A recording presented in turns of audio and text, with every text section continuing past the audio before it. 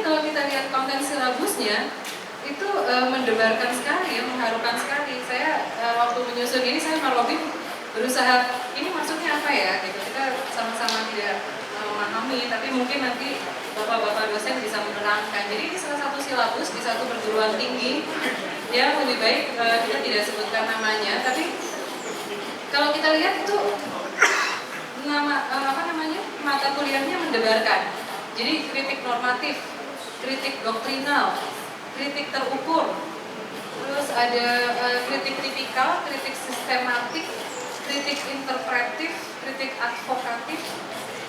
advokatif, macam-macam lah, ada kritik biografis dan lain-lainnya, bisa dibaca sendiri, tapi kami tidak mengerti isinya sebenarnya apa. Atau jangan-jangan kita tidak siap dikritik. Ini ada satu kartun yang lucu, tapi saya nggak bisa baca lagi tulisannya. Jadi cewek bilang, you architects are too sensitive to criticism. Terus arsiteknya bilang, that's right, pick on us again.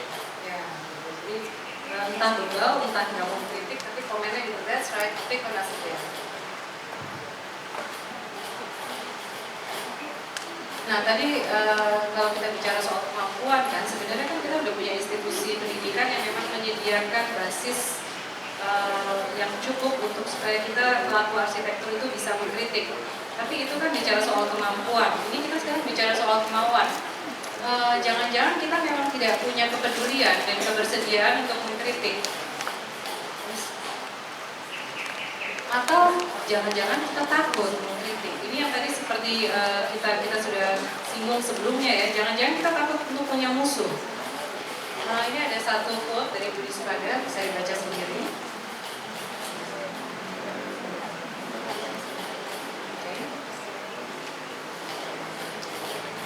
Apakah justru masalahnya ada pada cara kita mengkritik?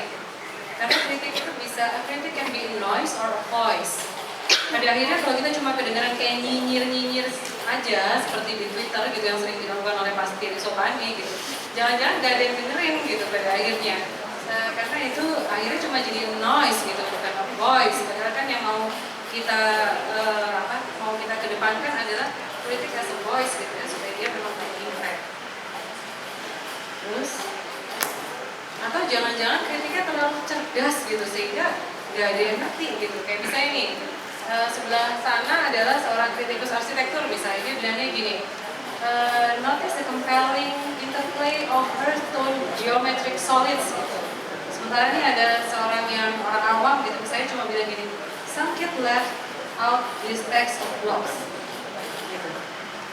Jadi memang ada hal yang dinyatakan dengan cara berbeda oleh seorang kritik arsitektur yang sebenarnya bisa dikemukakan dengan sangat sederhana, karena kritik pada akhirnya memang ditujukan untuk awam. Ya, terus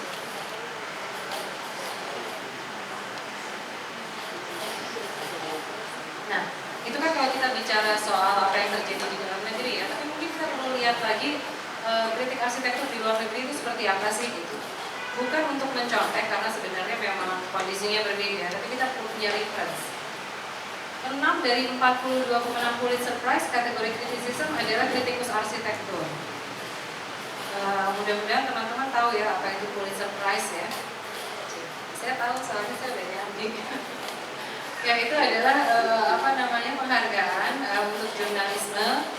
Ternyata bukan cuma jurnalisme, tapi ada komposisi musik dan literatur juga yang diprakarsai oleh Pulitzer dan sudah berlangsung dari tahun 1917. Ya, sekitar tahun segitu ya.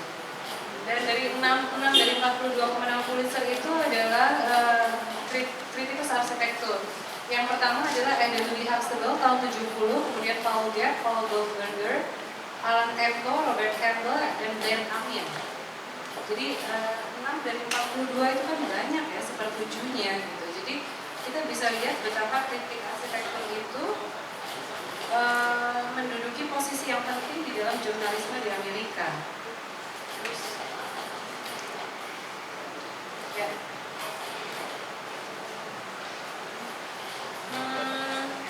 ada 3 lapis kritikus arsitektur di luar negeri ya. Yang pertama adalah yang disebut first group media, jadi yang setiap minggu dia menulis untuk koran tersebut. Yang second group adalah yang mengambil waktu lebih banyak untuk mengupas satu masalah estetis.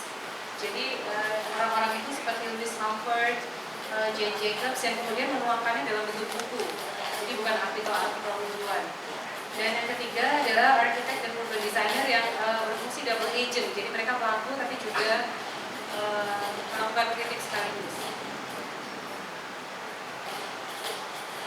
Dan kritik arsitektur itu punya ruang di media umum di sana. Rata-rata di majalah di koran besar seperti New York Times, Chicago Tribune, Washington Post, Wall Street Journal, dan lain-lain.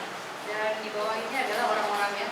New Yorker itu majalah, yang lain orang. Oh ya, Paul Goldberger dari New York Times, dia pindah ke New Yorker dan sekarang ke Vanity Fair. Oke. Dan sebenarnya kritik arsitektur itu punya dampak yang sangat besar. Ini dalam kasus Blair Kamin ya, jadi ada satu area di Chicago, satu lakefront, area lakefront yang sebenarnya ada ketimpangan yang jauh sekali antara pemukiman kelas atas dan kelas bawah. Dan karena Blair Kamin membuat satu report yang sangat mendalam mengenai area tersebut, pada akhirnya pemerintah kotanya merencanakan satu penataan kota yang lebih baik di area tersebut. Dan areanya meliputi 2.500 ekar. Jadi kebayang ya kalau misalnya pesisir utara Jawa itu, pesisir utara Jakarta itu kemudian diulas sedemikian rupa sehingga menggugah perhatian masyarakat banyak gitu. Betapa besar impact yang akan bisa terjadi akibat masalah tersebut. Dan jangkauan yang luas. Ini sebenarnya karikaturnya menarik sekali. Jadi ada satu bangunan yang belum jadi, yang ada 2 tukangnya lagi duduk-duduk di situ. Ada 2 tukang yang lagi duduk-duduk gitu, dan tukang-tukang itu ngobrol. Louis Huxtable already doesn't like it. Jadi bahkan tukang-tukang itu pun kenal siapa Louis, dan mereka udah mau ngerjain bangunannya juga udah nggak semangat karena mereka tahu Louis Huxtable already doesn't like it. Bangunannya belum jadi. Bisa sampai sebegitu jauh jangkauan dari kritik arsitektur. Okay. Tapi itu kan tadi kalau kita bicara soal jangkauan ya, tapi jangan-jangan ini juga soal cara. Apakah kalau kita melakukan kritik yang subtil, yang halus gitu, punya impact nggak? Jangan-jangan nggak punya impact gitu, sehingga memang butuh cara mengkritik yang sangat tegas seperti yang ada di sini gitu. Orang-orang ini tuh kalau mengkritik Alexandra Lynch apalagi gitu ya, itu bici banget gitu, sampai yang diomongin mungkin besoknya kepengen ngacunin gitu misalnya. Ini kriminal banget ya. Jadi cara mengkritik sebenarnya juga sangat berpengaruh ya. Dan tak jarang akibat itu para kritikus arsitektur itu dituntut karena kritiknya. Paul Gale pernah dituntut oleh Donald Trump sebesar 500 juta US dollar karena kritiknya.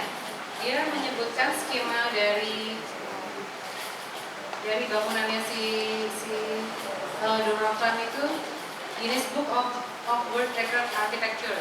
Lalu dia dituntut 500 juta dolar. Begitu juga dengan Alan Tempo. Alan Tempo juga dituntut oleh seorang arsitek karena dia mengawali tulisannya untuk proyeksi arsitek tersebut dengan kalimat ini: Horn, Hitch, Schlock, Okitom, Drag, Schmaltz, Map.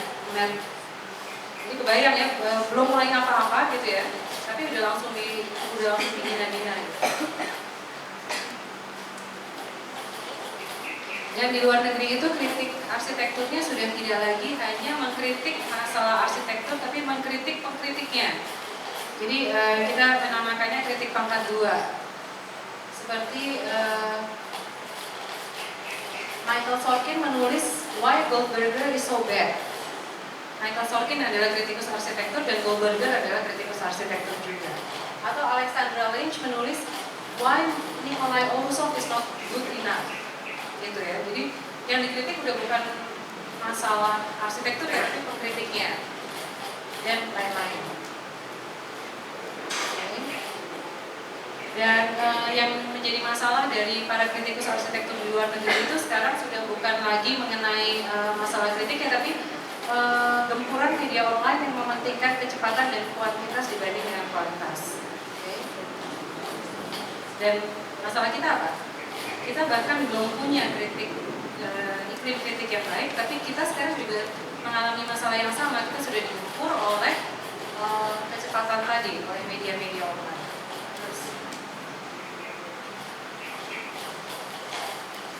Nah, kembali ke pertanyaan semula. Siapa butuh kritik arsitektur? Kalau kita melihat hukum demand dan supply kan sebenarnya kalau ada demand-nya, lalu ada supply-nya. Nah ini jangan-jangan demand-nya nggak ada sehingga kita memang nggak perlu ada supply kritik arsitektur.